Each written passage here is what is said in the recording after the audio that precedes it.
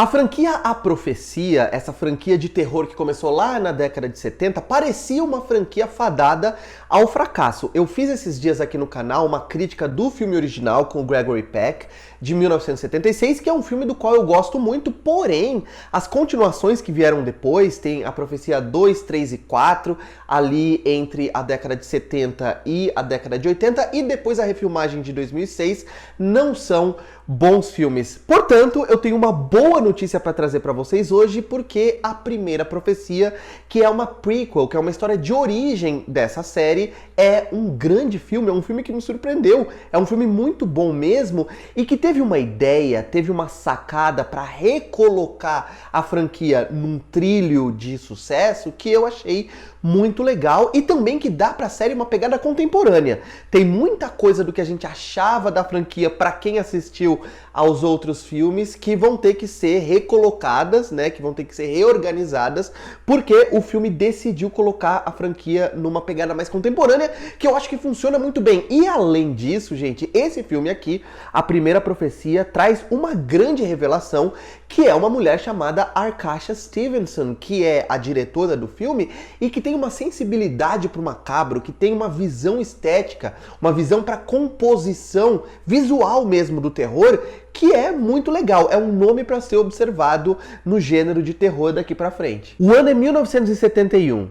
Margaret Nell Tiger Free é uma jovem americana enviada a um convento em Roma para iniciar uma vida de serviço à igreja. Lá, ela vai se ver diante de uma aterrorizante conspiração. Nos primeiros minutos do filme, quando eu percebi para qual direção ele parecia estar indo, eu fiquei um pouco frustrado, porque eu pensei que esse filme ia pegar um subgênero que não é tão frequente no terror, no qual A Profecia está inserido, que é o subgênero de filme sobre o anticristo, e transformar a série, ou pelo menos transferir esse filme aqui, para um contexto de filme de convento. E filme de convento tem todo ano. Sabe aqueles filmes em que a pessoa vai pro convento e lá dentro ela começa a experimentar coisas sobrenaturais e tal? Isso aqui já deu, né? Já tem vários filmes que fazem isso, mas o filme faz mais do que isso. O filme não é só um filme de convento. O filme é um drama barra terror. É mais terror que drama, mas ele tem um drama também sobre uma mulher que é uma cristã sincera e humanista e sem preconceitos, o que é raro, dentro de uma instituição corrupta pela sede de poder. O filme é sobre isso e, nesse sentido, o filme traz outra revelação, que é uma atriz chamada Nell Tiger Free, que vive a protagonista aqui, a Margaret, e que é uma ótima atriz e que consegue viver com sensibilidade essa mulher que eu acabei de descrever, que é uma mulher humanista, é uma mulher que tem uma visão realmente da religião como um instrumento para ajudar o outro e que acaba se vendo diante de uma grande organização que busca poder a qualquer custo, e a contradição entre a atuação, né, o contraste entre a atuação da Nell Tiger Free com aqueles veteranos que vivem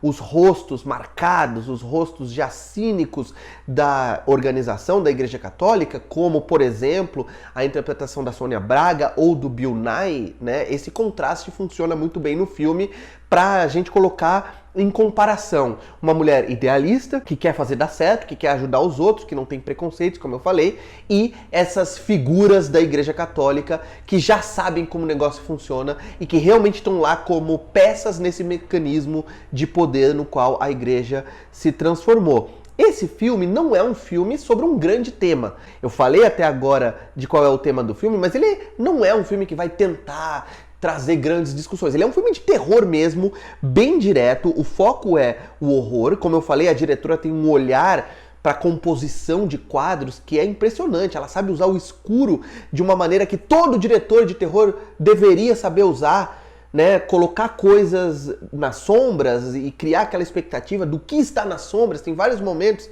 em que a gente vê, por exemplo, a visão subjetiva da protagonista ou de outro personagem, mas normalmente da protagonista, com coisas no escuro, coisas no canto que a gente não sabe o que é, e aquilo vai ganhando forma aos poucos e que cria um suspense que funciona muito bem, que é muito bom. Ela sabe usar também o imaginário daquelas gravuras da Idade Média ou de outros tempos, né, de séculos atrás, em que tinha demônios, em que tinha bruxaria e ao mesmo tempo com aquela música sacra / música de magia negra, que o primeiro A Profecia usava muito bem, mas que as continuações começaram a perder a mão porque eles exageravam. O filme inteiro eram aqueles cantos gregorianos de pessoas gritando, de ópera, e aqui a diretora sabe usar tudo isso de uma maneira muito dosada, muito boa, assim como ela sabe usar um elemento de um subgênero do terror que A Profecia não tinha tocado ainda, mas que ela traz pra cá, que é o body horror. E nesse sentido, ela tem uma capacidade que eu também acho essencial para todo diretor, principalmente de terror, que é: essa diretora sabe exatamente o que mostrar, quando mostrar e como mostrar as coisas. Tem, por exemplo, lá o Chacal, que é o demônio, né? Que é aquele monstro que é pai da criança, etc. Vocês sabem qual é a mitologia de A Profecia, né? O pai do anticristo e tal. Ela sabe mostrar, por exemplo, fragmentos desse monstro na hora certa, intercalando com outras imagens, com a trilha certa. Ela sabe mostrar, por exemplo, as coisas aos poucos, para ir gerando uma expectativa.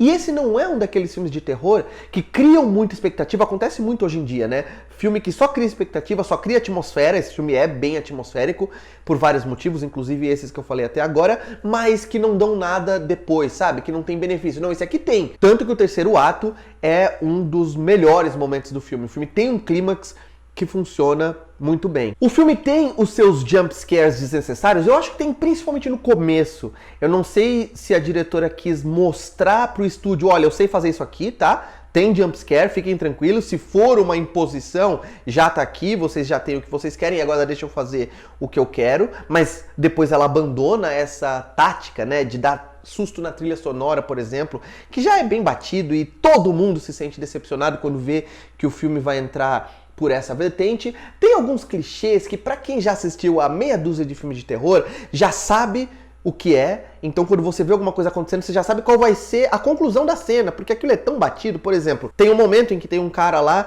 que é amigo, que teve uma relação lá com a protagonista e ele tá se aproximando dela, só que ele começa a falar com ela e depois ele começa a recuar. E atrás dele tem uma rua. A gente sabe qual é o destino desse cara. A gente sabe que ele vai ser atropelado, né? Quando você vê num filme de terror uma pessoa que tá falando com outra, que não tá prestando atenção em nada à volta dela, ela tá na rua e atrás tem uma rua com carros passando, é óbvio que ela vai ser atropelada, principalmente porque quando ela tá perto da rua, tá silêncio, não tá passando carro nenhum naquele momento e vai vir um carro de repente e vai atropelar. Isso é uma bobagem, o filme não precisava fazer esse tipo de coisa para dar susto, né? Para usar, por exemplo, cenas de mutilação, que são uma tradição na franquia A Profecia, mas não precisava ser desse jeito. E eu acho que o principal problema do filme, e aqui eu vou começar a entrar no terreno de spoilers, então se você não viu o filme ainda, você já tá convencido a ver, provavelmente, mas eu vou terminar a crítica falando de coisas que talvez você não queira saber.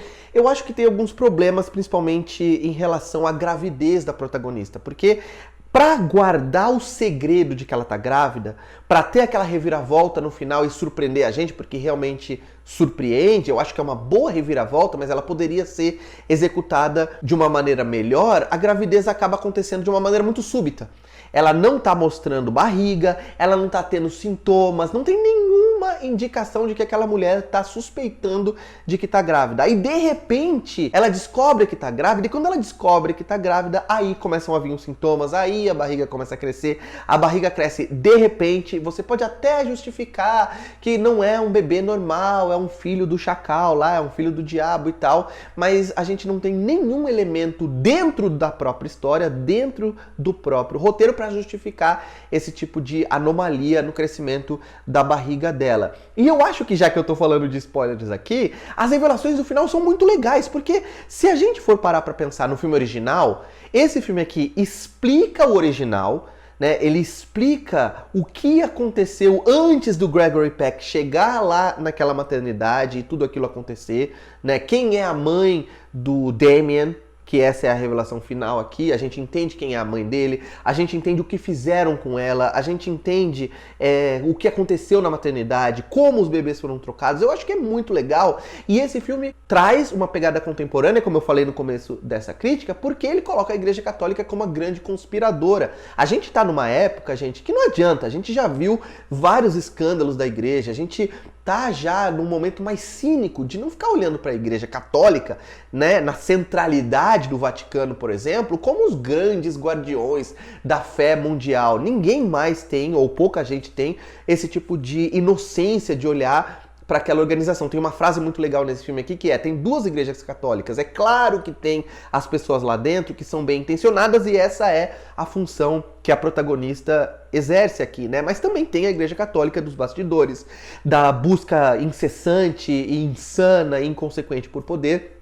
E essa Igreja Católica, que é o núcleo, né, que é aquele centro mais de liderança mesmo, que é corrupta, e aí é isso que acontece, né? A gente entende que são eles que estão fazendo tudo o que é possível para que o anticristo nasça, para trazer as pessoas de volta para a igreja, e claro que trazendo as pessoas de volta para a igreja, reestabelece de certa forma o poder da centralidade da Igreja Católica. Isso faz sentido considerando todas as continuações de A Profecia? Não faz, porque tem vários momentos durante a franquia, menos no original e mais no 2 e no 3, por exemplo, em que a gente vê padres, a gente vê pessoas da igreja que tem uma outra concepção, tem um outro direcionamento em relação ao anticristo. Eles realmente não querem que o anticristo venha por motivos escatológicos, por motivos de profecias bíblicas e etc. Mas aqui eles querem. É claro que, de novo, dá para justificar isso pensando que existem duas igrejas católicas, então existiriam pessoas que não têm tanto poder ali dentro e que estão mais alinhadas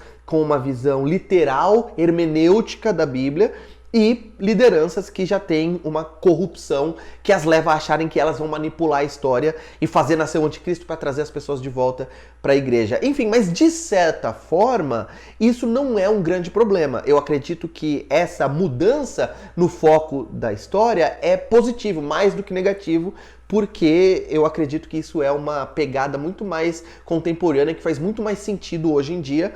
E por isso, e por todos os outros motivos que eu dei nessa crítica, eu gostei muito, muito mesmo de A Primeira Profecia. Eu quero que você venha aqui me dizer se você assistiu ao filme, se gostou, não gostou, se não viu ainda, ficou com vontade de ver, concorda ou discorda dos pontos que eu apresentei nessa crítica. E claro, não se esquece de dar um like no vídeo, se inscrever no canal, fazer todo aquele ritual, clicar no sininho e ir sempre, para sempre receber notificações de vídeos novos por aqui. E por hoje é isso. Um abraço. Tchau.